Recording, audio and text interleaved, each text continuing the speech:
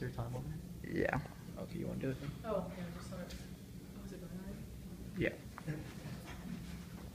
Principal Elder, faculty, CSISD board members, parents, grandparents, and most of all, A&M Consolidated's high school graduating class of 2016. Thank you for giving me the opportunity to celebrate with each one of you as you make your final walk across this stage as high school students. Everyone take a deep breath in and then out. You made it. You made it. I can recall my high school graduation as if it happened yesterday. I had a beautiful new dress to wear for the occasion, and I chose an unfortunately tall pair of heels to wear. My mother kept telling me that I should be wearing flats. My feet are going to kill me, and I'm going to fall on my face on stage in front of hundreds of people watching. But I insisted that I was perfectly capable of walking, and that she had no idea what she was talking about. Well, here I am today, Mom, I hope you're listening, admitting that I was dead wrong, 100%, absolutely, without a doubt wrong. My feet hurt from about 5 minutes after putting them on until the moment I kicked them off. But despite that, I was determined to pretend, at least for the walk on stage, that I was okay. I kept my cool, I walked up the stairs, tripped across an unfortunate cord that was horribly misplaced, but didn't fall over. It was a success. To those out there feeling how I felt, don't worry, no one else will remember it 5 years from now. But despite that, this was not the main reason I remember my graduation. My parents gave me my diploma at graduation. After I tripped, it was nice seeing a familiar face once I collected myself. Hugging my mom and dad and having them a part of such a huge moment for me was so special. Once I made the walk across the stage and finally got out of the spotlight, all of the teachers were lined up and hugging the students and congratulating them as they came off the stage. I made my way through the line and hugged my past teachers and friends of my parents, and then walked towards the end, the teacher who impacted not only my entire high school career, but also my entire life, was there. When I made eye contact with him, he said how proud he was of me and gathered me in for a hug. I couldn't help but to tear up and tell him how much he meant to me. It was very cliche, but also very true. Today will be a day that will be the most important day of your life thus far.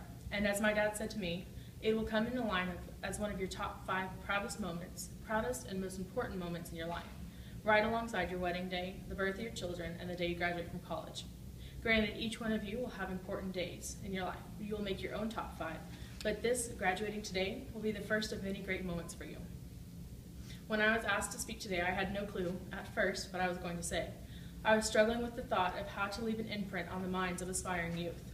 I'm sure I could give you a long list of things you should remember, things I wish I had known at my graduation, but I've compiled four key things to take away from this speech today. 4 things that hopefully will stay with you as you embark on the journey that is your life. These are the thoughts that, if I could, I would go back and tell myself when I graduated. First, as I'm sure you have heard, but I cannot stress it enough, be who you are, not who someone else wants you to be. Many of you know the name Steve Jobs. He couldn't have phrased what I want to convey better than this. He said, "Your time is limited, so don't waste it living someone else's life. Don't let the noise of others' opinions drown out your own inner voice. And most important, have the courage to follow your heart and intuition." Today at your graduation, it is a time to reflect on who you are. Think about the person you have become. High school gave us all opportunities to begin the process of developing who we really are, and some of you have been lucky enough to figure that out. But if we're honest, not all of us have figured it out. We don't know who we are, or many of us in our hearts know who we are, but are afraid to express it in front of others. When you walk out those doors today, it is important to be comfortable in the skin that you have, because only then will you find your place in the world. And as you begin to express and be proud of who you are, you'll realize that the people around you who truly care about you will accept who you are as well. If you come to terms with this idea earlier versus later, you'll find that you're a much happier person. Everyone is entitled to view the world how they choose. Just because someone thinks that in order to have life the accepted way, you have to do X, Y, and Z, doesn't mean that you have to follow what they say. Choose with a clear mind and strong will in your heart to live with the life in any way you desire. You are given the choice to believe and feel in your own way. We are all individuals. It's okay not to be part of the society norm. Don't let someone else live your life for you, because if you do, it'll be something you end up regretting and wishing you could go back and change for the rest of your life. Lesson 2.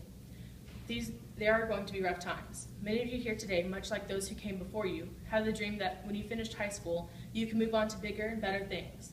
I know that I thought that there would be more choices, fewer rules and to follow, and the big F word, freedom. And a hard thing to grasp is that what lies ahead in life will not be any easier than the things that you have left behind. They will just be different.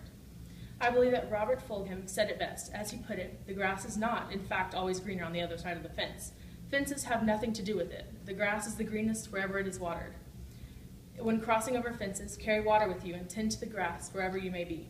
I feel that with this, it is important to know that it does not matter which direction you choose to go in life, or keeping with Robert's idea, which field you end up in. The grasses will not always stay green unless you water it. Know that whatever direction you choose in life, choose to plant seeds and water like crazy, because nurturing your goals and properly fueling your decisions will make this side of the fence seem a whole lot greener. You will make it that way. Lesson 3. Failure may not always be an option, but inevitably it is going to happen. I feel like I need to rip that Band-Aid off for right now. You are going to fail. You will make mistakes, and you will royally mess things up. There will be days where you wish you had an undo button, but you know what? The mistakes, failures, setbacks make you who you are and teach you valuable lessons that make you human. I had a major failure my senior year of high school, or so it seemed. It was February and I had gotten accepted to the University of North Texas, where I was going to pursue a career in fashion design, more specifically wedding dress design. This is the only school I had applied to because I thought I had it all figured out. Then I came upon what I now refer to as my quarter-life crisis. Corny, right? I began to get anxiety and feel like UNT was not where I was supposed to be. But then where was I supposed to go? I felt strongly that I was not supposed to be here and ended up withdrawing my acceptance. That was when things got a little uncertain for me. I ended up meeting with my English teacher, who has been my mentor and now is my close friend. He gave me advice and helped me come to terms with the chaos that was my life at that point. The day before the deadline for applications was due, I applied to Texas A&M, and eventually I ended up getting in. I felt like such a failure during that time period because I had spent 6 years preparing for a career in design, and I made the decision to give it up at the end of my senior year. Who does that? Well, more people than you think. And you know what? It's absolutely all right. When J.K. Rowling was giving her commencement address at the graduating class of Harvard in 2008, one specific phrase she touched on struck out to me, and that is this: some failure in life is inevitable. It is impossible to live without failing at something unless you live so cautiously that you might as well have not lived at all, in which case you fail by default. No one sets their sights on failing in life or love or in a certain career, but you won't set out to experience new things if you're afraid to fail. No matter how far you climb in life, you will stumble. You will have setbacks, and it's okay. All these things, seemingly negative parts in life, allow you to become more secure in who you are and give you the opportunity to chisel away the box that society has put you in and become whomever you'd like to be. Finally, my fourth and final lesson. Everyone has a gift. No, I don't mean a literal gift. Each one of you here today has a gift, or many gifts. Maybe it's your athletic ability, or your academic skills, or being able to stuff the most marshmallows in your mouth during a Chubby Bunny competition. Do people still do that? For others, it may be your artistic skills, or being astonishingly driven. It's your ability to accept others and befriend anyone who needs someone. Everyone in this room possesses remarkable gifts. As you go through college and in the rest of life, you'll realize that these gifts will be put to the test, and you'll be judged on the choices you made during your life and how you use your gifts. Being a woman of faith, I recently read something in that Leo remarked on. On the gifts that Leo Buscella remarked on about the gifts that really hit home with me. That is this: our talents are the gifts that God gives us. What we make of our talents is the gift we give back to God. Choose to use your talents and your abilities to the best of your capability. You may discover clarity and understanding about yourself through these gifts that you have been given. 4 lessons I have given you today. I hope that if not all of them, at least one of them has made a mark on your heart. Think about the last 4 years here. Think about the football games, the school dances, the fun times you had with the many people whom are sitting in this room with you. Acknowledge the academic achievements that you have made and the struggles and sometimes failures that you have overcome these past 4 years. All of those crucial moments have led you to being here today. Reflect. Think about the memories that you have created over the last 4 years of your life. Cherish the small things, recognize your achievements, and accept your mistakes. I cannot think of a better, more inspiring words to leave you with than those of Neil Gaiman. He said, "Now go and make interesting mistakes. Make amazing mistakes. Make glorious and fantastic mistakes. Break rules. Leave the world more interesting for you. Leave the world more interesting for you being here." Congratulations, class of 2016. You made it.